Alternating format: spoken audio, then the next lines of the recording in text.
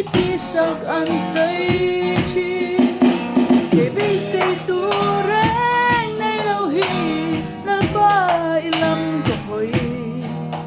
nang mặt sâu anh đi gần bên say mây em chu ta lỡ ta cha ni ôm ta cha ni